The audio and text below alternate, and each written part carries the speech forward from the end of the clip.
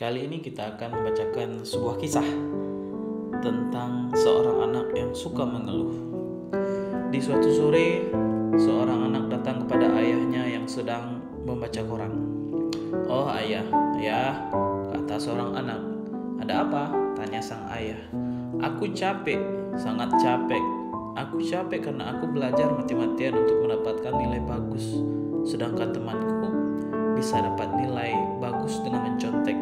Aku mau mencontek saja. Aku capek, belajar capek. Sangat capek ayah.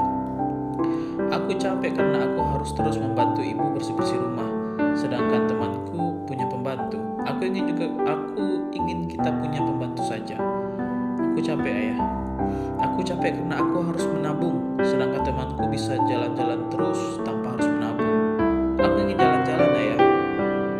Aku capek, sangat capek ayah, karena aku harus menjaga lisanku untuk tidak menyakiti orang lain. Sedangkan temanku enak saja berbicara sampai aku sakit hati. Aku capek, sangat capek karena aku harus menjaga sikapku untuk menghormati teman-temanku.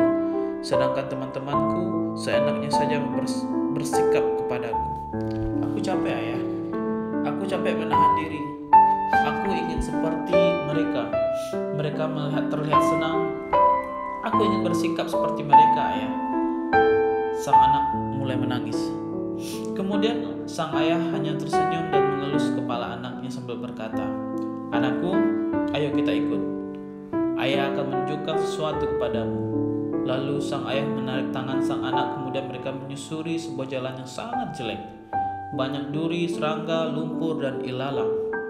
Lalu sang ayah pun mulai mengeluh.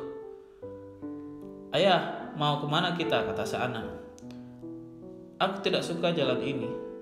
Lihat, sepatuku jadi kotor, kakiku luka karena tertusuk duri, badanku dikelilingi oleh serangga, berjalan pun susah karena ada banyak ilalang." "Aku benci jalan ini ayah," kata sang ayah hanya diam.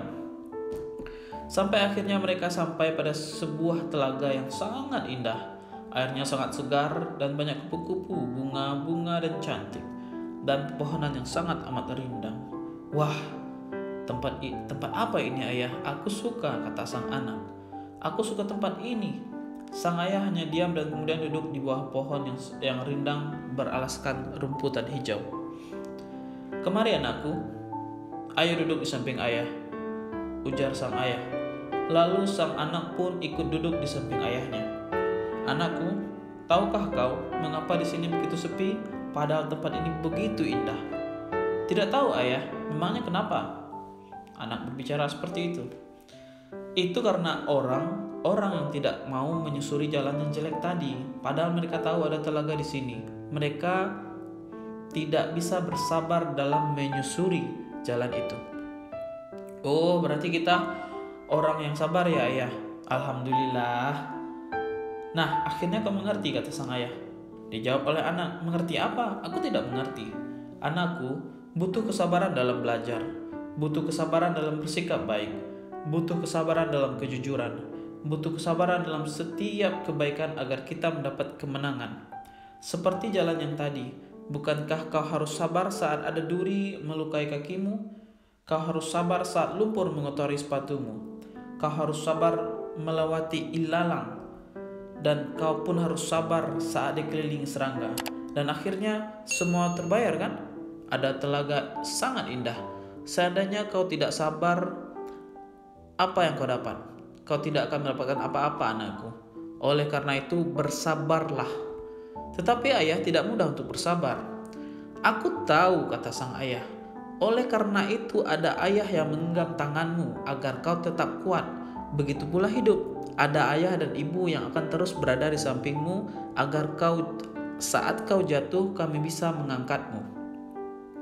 Tapi ingatlah anakku, aku, ayahmu dan ibumu tidak selamanya bisa menggenggam tanganmu saat kau jatuh. Suatu hari nanti kau harus bisa berdiri sendiri.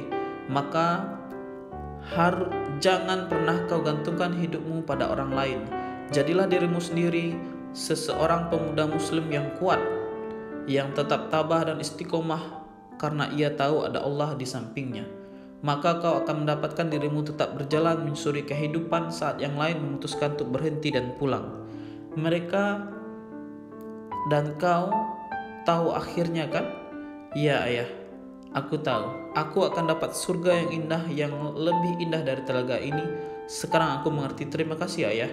Aku akan tegar saat yang lain terlempar. Sang ayah hanya tersenyum sambil menatap wajah sang anak. Teman-teman semua, marilah bersyukur. Wujud syukur paling nyata adalah memaksimalkan segala potensi yang Tuhan telah anugerahkan ke kita. Terima kasih.